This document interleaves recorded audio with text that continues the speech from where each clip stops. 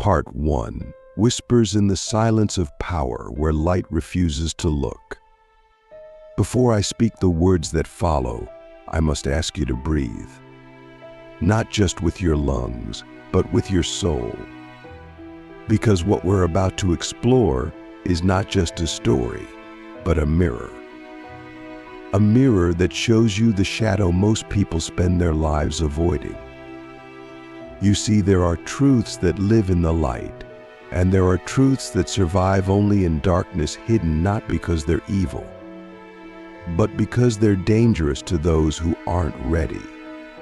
This is one of those truths. There exists a forbidden pact, one that has been whispered through bloodlines, etched into dreams, and sealed in the silence of those who chose power over peace. Or a pact between demons and the dark chosen. You may be wondering who the dark chosen are. They're not always cloaked in black or residing in hidden temples. They walk among us. They sit in boardrooms, preach in pulpits, and sometimes even lead spiritual communities.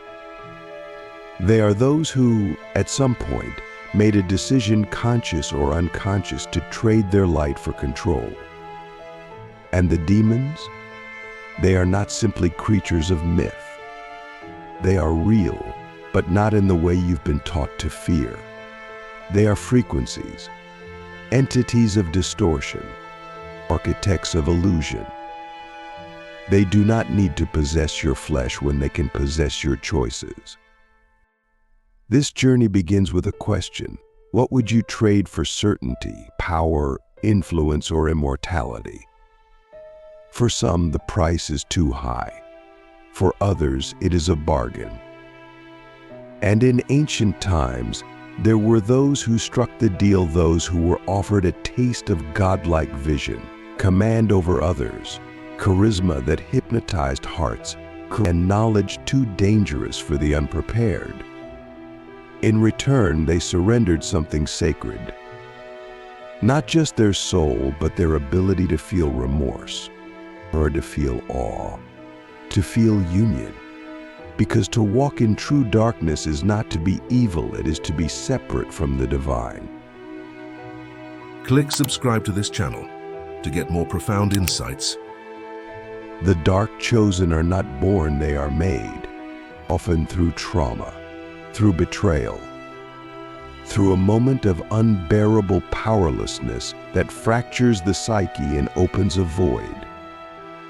And in that void, a voice whispers, you don't have to suffer. You don't have to feel this way again. Let me help you. That voice doesn't scream. It seduces. It flatters. It offers shortcuts to greatness. And if the soul is wounded enough, it listens. It agrees. And the pact is sealed not with blood, but with resonance. Many spiritual seekers don't realize how common this pact truly is. Not because people are evil, but because people are desperate. And desperation is fertile soil for deception. When someone feels unseen, unloved, unworthy, they become vulnerable to the idea that their pain can be turned into power, that their wounds can be weaponized. And demons offer exactly that. They do not need your worship. They only need your agreement, your willingness to bypass your soul's lessons in favor of quick results. Have you ever met someone who seemed spiritually powerful, charismatic, magnetic, even prophetic, but something about them felt off? As if their presence drained your spirit, even while their words inspired your mind. That is often the mark of the pact. They may speak light, but they vibrate distortion. They may offer healing, but they feed on dependency. They may claim to free you, but they subtly enslave you to their image. And the deeper truth is, they may not even know they've made the pact. Because the most dangerous agreements are the ones made beneath the surface of awareness. Now let me ask you a question that may shake your soul. What if part of you has already made a micro-pact?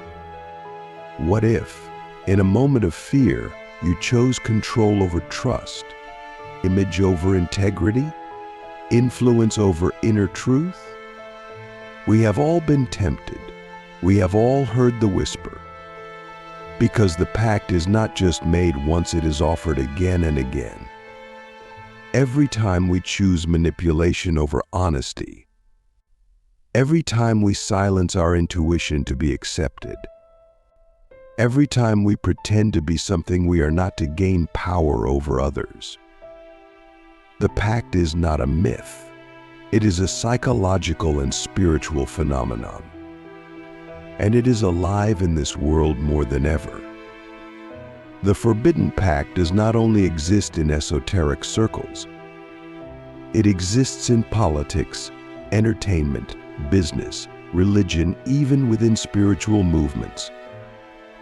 The faces may change. The robes may differ. But the energy is the same. The hunger for influence that outweighs compassion. A thirst for recognition that overshadows humility. The desire to be worshipped rather than to serve. These are the fruits of the pact, and they are subtle. That's why so many follow the dark chosen without knowing it. Because we are conditioned to admire outer success even when it costs inner truth. But here is where it gets deeper. Demons do not violate free will. They offer. They tempt. They present you with choices. And if you say yes, if even a part of you says yes, they gain access. First to your ambition, then to your decisions, then to your identity.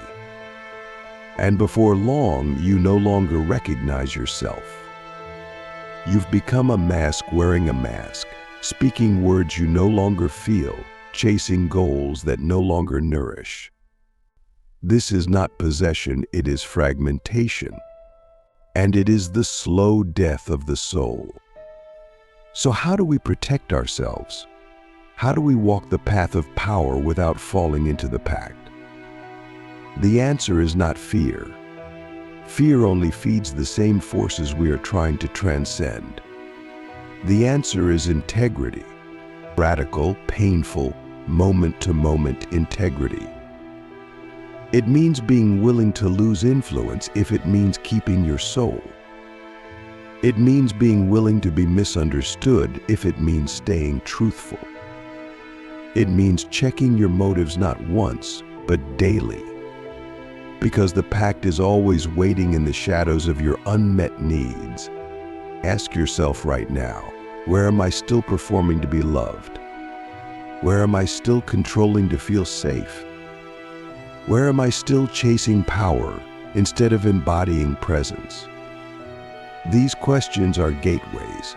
They break the spell. They expose the cracks where false agreements hide. Because once you see the pact, it begins to lose its grip. The demons lose their leverage, and the light your light can begin to return. You are not meant to be a puppet of external forces, light or dark. You are meant to be sovereign. You are meant to embody the divine, not just borrow it. And that embodiment requires discipline. Not rigid rules, but energetic hygiene, emotional honesty, spiritual discernment. And above all, devotion to truth, no matter the cost. This is the great reckoning of our time. The world is filled with people who appear to be in the light, but are deeply aligned with the pact. And it is not ours to judge, but it is ours to see. Because when you can see clearly, you can choose clearly. And when you choose clearly, you begin to reclaim your spiritual authority. Not borrowed, not bought, but earned through presence, integrity, and sacred remembrance. Part 2. the shadow crown what the dark chosen are really after. There is a kind of power that hides behind light, a power that speaks of love but secretly feeds on control, a power that wears the robes of wisdom but trembles at the thought of being truly seen. This is the power the dark chosen chase the shadow crown. It is not a crown made of gold, but of energy. It sits not on the head, but on the aura. And once worn, it seduces not only the world around you, but the parts of yourself that crave to be more than human. It is a counterfeit divinity, a false ascension, and it is the true reward of the forbidden pact. The shadow crown promises things the soul longs for: influence, attention, reverence, even worship. But what it doesn't tell you is this: everything it gives you, it owns. You will gain followers, but lose your inner voice. You will gain status, but feel hollow in silence. You will gain access to high realms of visibility, but be denied entry into the deeper realms of truth, because the shadow crown is not given freely. It is earned through surrender not to God, but to the illusion of godhood. One of the deepest secrets of the dark chosen is this: they do not see themselves as evil. In fact, many of them believe they are helping. They believe they are leading humanity. They believe their pain gives them insight, their trauma gives them permission, their suffering gives them authority. And in some ways they are right. But what they do not see is that they are leading others not to freedom, but to dependency. They are not guiding souls, they are farming them, feeding on their admiration, thriving on their confusion, and anchoring themselves in your spiritual energy to maintain their own illusion of power. Ask yourself now, have I ever followed someone who made me feel small so they could appear large? Have I ever surrendered my discernment in the name of their charisma? Have I ever agreed with something that didn't sit right in my gut, just to avoid losing their approval? If so, even for a moment, you have brushed against the field of the pact. You have tasted the edges of the shadow crown. And the truth is, we all have. Because the path to awakening is filled with mirrors, and some of those mirrors lie. The reason this pact is so seductive is because it offers the soul a shortcut. It says you don't need to do the hard work. You don't need to sit in the fire of your own transformation. Just wear the crown. Say the right words. Master the performance. And people will believe you are awakened. And they will. But only because they haven't yet learned to feel. Because true spiritual presence cannot be faked, only mimicked. And the shadow crown is a master of mimicry. We must learn to see beyond appearances, not to be cynical, but to be sovereign, not to judge others, but to protect our own path. Because the dark chosen are not just individuals, they are archetypes, patterns, energetic templates that repeat across cultures and timelines. And if we do not awaken to them, we may become them. Not because we are evil, but because we are unhealed. Because we still crave what the ego promises and the soul cannot deliver, control over the divine. But here is the deeper truth most fear to admit. Part of the dark chosen lives in all of us. The part that wants to be adored. The part that wants to be above pain. The part that wants to be seen as special, chosen, untouchable. That is the seed of the pact. And if we do not see it, it grows. It takes root in our spiritual practices, our rituals, our teachings. And before long, we are worshiping our own reflection, thinking it is God. The shadow crown is not worn with pride. It is worn with fear. Fear of being forgotten. Fear of being ordinary. Fear of being without a position in the spiritual hierarchy. And this fear fuels the pact. It creates teachers who do not teach, but dominate. Healers who do not heal, but harvest. Leaders who do not lead, but leech. And while the world applauds their wisdom, the soul withers in silence. So how do we remove the crown? How do we dissolve the pact once it's been made? Not through punishment, not through shame, but through radical transparency, through choosing humility over performance, through admitting, I don't know, through choosing to feel again, and to be human again, to lose the persona and find the presence. Because the way out is not up, it's in. There is a kind of silence that terrifies the dark chosen. It is the silence of true presence. The silence that exists without needing to be filled with admiration, affirmation, or applause. It is the silence that says, I am enough without being seen. And in that silence, the spell begins to break. Because the pact is maintained through noise, through constant projection of spiritual identity, constant reinforcement of authority.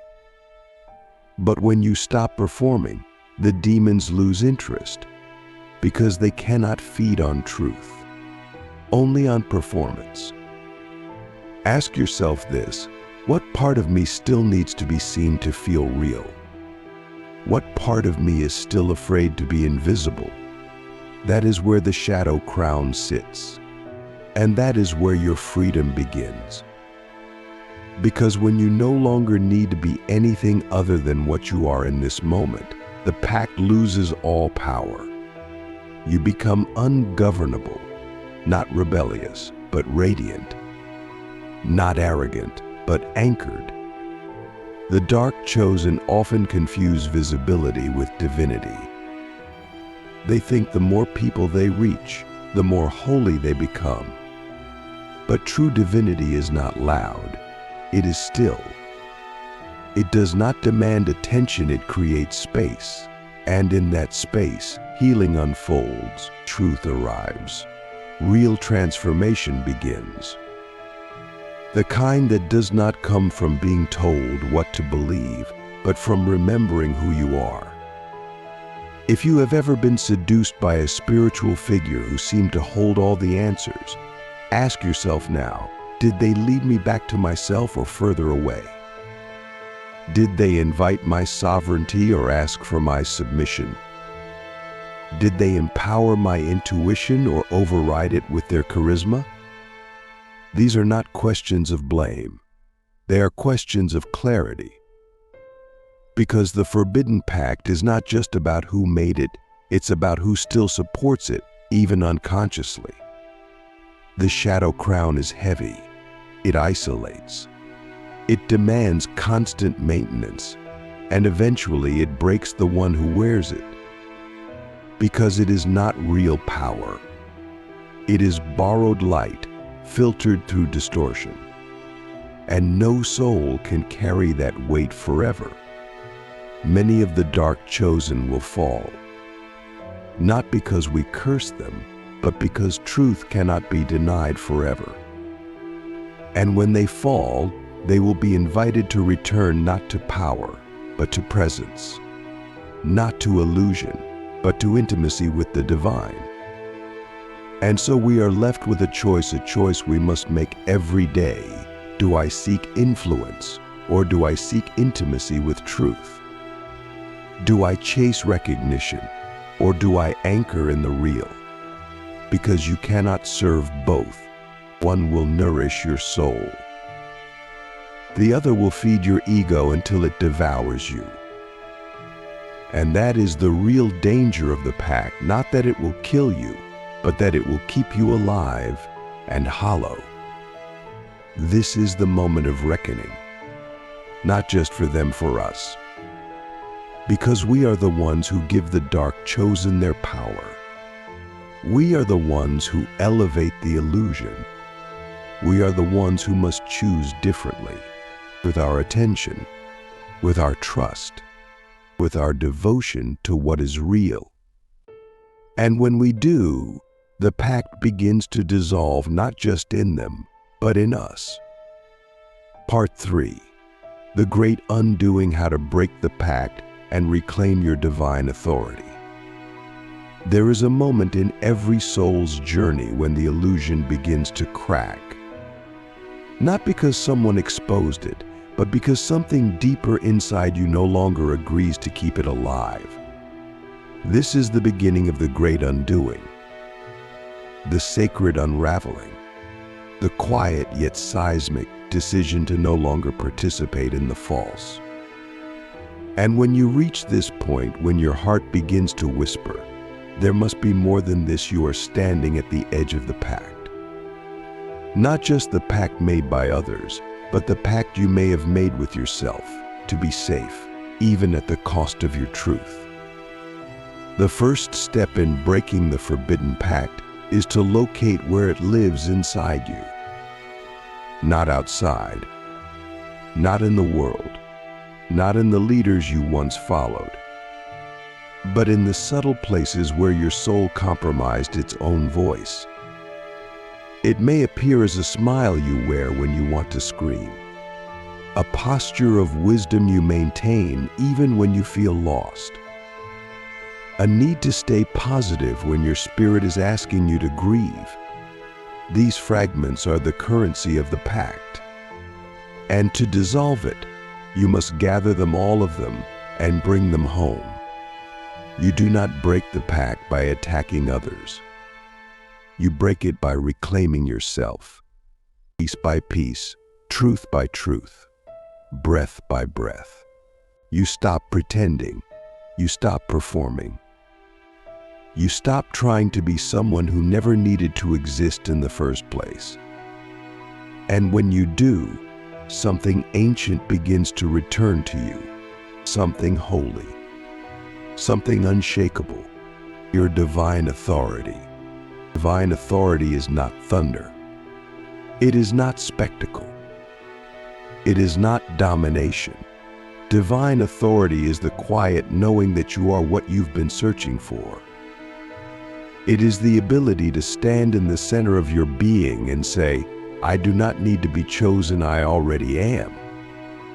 And in that knowing, you become immune to the games of the pact. They may still try to tempt you, but there will be nothing left in you that wants what they're offering. Because you have tasted something deeper, something real. Have you ever wondered why the world seems to reward those who manipulate the most convincingly? Why shallow charisma often eclipses real presence? It's because the collective has been trained to follow shadows, to elevate performance over essence. But that training is not permanent. It can be broken, and it breaks the moment you stop responding to the bait, the moment you choose your own voice over external noise, the moment you stop giving your energy to what doesn't nourish your soul. To break the pact, you must also confront your own hunger. The hunger that made the pact appealing in the first place. The hunger for love, for power, for safety, for certainty. This hunger is not wrong, but it must be purified. Because when the hunger runs your decisions, you become vulnerable to seduction. But when the hunger is met with presence, with compassion, with spiritual maturity, it transforms. It becomes longing not for control, but for communion. Not for status, but for source. This is the path of sacred reclamation. It begins with stillness, with silence, with the willingness to sit in the space where the mask once lived. That space may feel empty at first, but it is not. It is sacred. It is fertile. It is where the false dissolves and the real begins to bloom. And you must trust that what rises from that silence will be more powerful than anything you could manufacture on your own. Breaking the pact also means releasing the need to be special.